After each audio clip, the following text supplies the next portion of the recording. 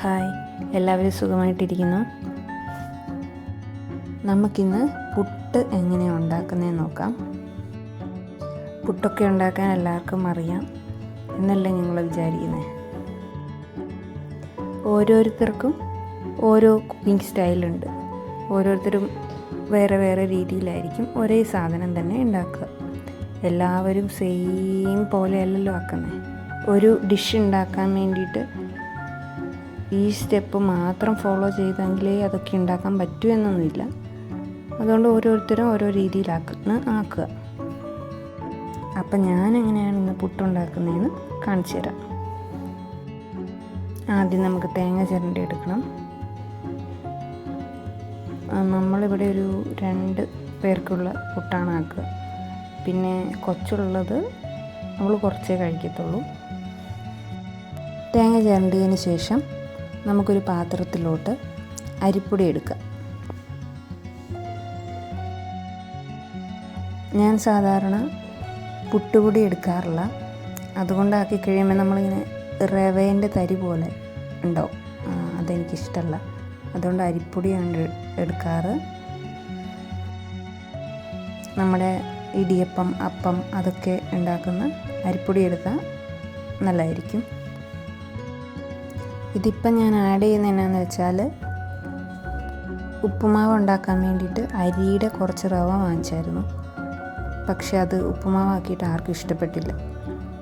അതുകൊണ്ട് അത് വെറുതെ കളയണ്ടല്ലോ എന്ന് വെച്ചിട്ട് ഈ പുട്ട് കുഴയ്ക്കുന്നതിൻ്റെ കൂടെ ഒരു ഇച്ചിരി കുറച്ച് ആഡ് ചെയ്യുകയാണ്. ഒത്തിരി ഇടണ്ട, വളരെ കുറച്ച്. അങ്ങനെ കുറച്ച് ആഡ് ചെയ്തിട്ട് അത് തീർക്കാമെന്ന് വിചാരിച്ചിട്ടാണ്. ഇനി നമുക്ക് തേങ്ങ ആഡ് ചെയ്യാം. എല്ലാം കൂടെ നന്നായിട്ടൊന്ന് മിക്സ് ചെയ്യുക. നമ്മൾ വെള്ളത്തിനകത്ത് ആവശ്യത്തിനുള്ള ഉപ്പ് കലക്കിയിട്ടാണ് ഉപയോഗിക്കുന്നത്. നമുക്ക് വേണ്ടത്ര ഉപ്പ് വെള്ളത്തിൽ കലക്കുക. അതാകുമ്പം കറക്റ്റ് ഉപ്പിൻ്റെ അളവ് കിട്ടും, മാറിപ്പോകത്തില്ല.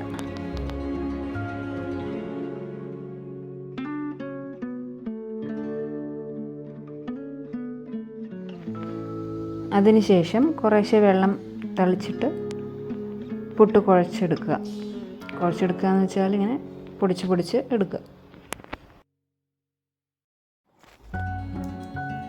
നമ്മളിങ്ങനെ പിടിച്ച് നോക്കുമ്പോൾ ഇങ്ങനെ കട്ടായിട്ടിരിക്കണം. അതിങ്ങനെ പൊടിക്കുമ്പോൾ പൊടിഞ്ഞും പോകണം. ആ ഒരു പരുവം എത്തുന്നവരെ കുഴയ്ക്കുക. ശേഷം ഒരു 10-15 മിനിറ്റ് ഒന്ന് മൂടി വെക്കുക. മൂടി വെക്കേണ്ട ആവശ്യമൊന്നുമില്ല, പക്ഷെ അങ്ങനെ വെച്ച് കഴിഞ്ഞാലേ എനിക്കൊരു സംതൃപ്തി ആകത്തുള്ളൂ. ആ വെള്ളവും ആ ഉപ്പും പൊടിയും എല്ലാം കൂടെ നന്നായിട്ടൊന്ന് സെറ്റാവാൻ വേണ്ടിയിട്ട്.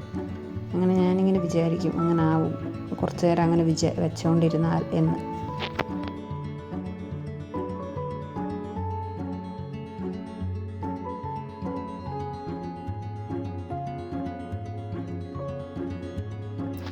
ഒരു 10 മിനിറ്റ് ഒക്കെ കഴിയുമ്പോഴത്തേക്കും നമ്മൾ പുട്ടുകുടത്തിൽ വെള്ളം ഒഴിച്ചിട്ട് അടുപ്പയിൽ വെക്കും. അതിൻ്റെ കൂടെ ഈ പുട്ടുകുറ്റിയും വെക്കും. അതെന്തിനാന്ന് വെച്ചാൽ പുട്ടുകുറ്റി കുറച്ചൊന്ന് ചൂടാവാൻ വേണ്ടിയിട്ടാണ്. പുട്ടുകുറ്റി അങ്ങനെ ചൂടാവുകയാണെങ്കിൽ ഈ പുട്ട് ഒന്നും ഈ പുട്ടുകുറ്റിയുടെ വശങ്ങളിൽ, അകത്തെ വശങ്ങളിൽ പറ്റിപ്പിടിക്കുന്ന കുറവായിരിക്കും. ചിലപ്പോൾ നമ്മൾ പുട്ടാക്കിയാൽ കുറേ, അത് ഒഴിവാക്കാൻ വേണ്ടിയിട്ടാണ് ഈ പുട്ടുകുറ്റി ചെറുതായിട്ടൊന്ന് ചൂടാക്കുന്നത്. പുട്ടുകുറ്റി ഒന്ന് ചൂടായി കഴിയുമ്പോഴത്തേക്കും നമ്മൾ അതെടുത്തിട്ട് ചില്ലിട്ട് ഏറ്റവും അടിഭാഗത്ത് കുറച്ച് തേങ്ങ ഇടുക. അതിന് ശേഷം പുട്ടുപൊടി ഇടുക. പിന്നെ ഫില്ല് ചെയ്തതിന് ശേഷം മുകളിൽ കുറച്ച് തേങ്ങ ഇടുക. നിർബന്ധമുള്ള കാര്യമല്ല. എനിക്ക് ഈ പുട്ടിൻ്റെ താഴെ മേളിലും ഇടുന്ന തേങ്ങ തിന്നാൻ വലിയ ഇഷ്ടമല്ല. അതുകൊണ്ട് ഞാൻ മേളിലിടാറില്ല, താഴെ മാത്രമേ ഇടാറുള്ളൂ. അതുപോലെ പുട്ടുപൊടി നമ്മൾ പുട്ടുകുറ്റിക്കകത്തിടുമ്പോൾ ഇങ്ങനെ കുത്തി നിറച്ച് ഇടാൻ വേണ്ടി ശ്രമിക്കരുത്. ആവി കയറാൻ ബുദ്ധിമുട്ടാവും.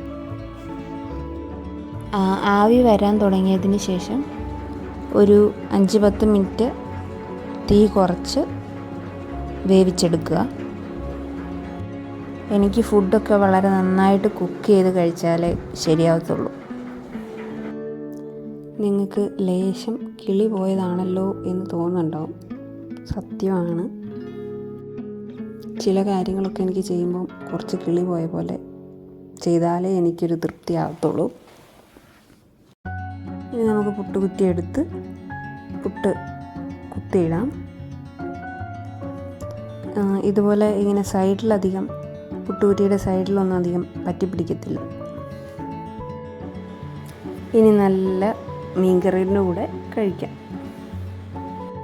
മീൻകറി തന്നെ വേണമെന്നില്ല, നിങ്ങൾക്ക് ഇഷ്ടമുള്ള പോലെ കടലക്കറിയോ ചിക്കൻ കറിയോ അങ്ങനെ എന്തിൻ്റെ കൂടെ കഴിച്ചാലും സെറ്റാണ്. അപ്പോൾ എല്ലാവർക്കും താങ്ക് യു.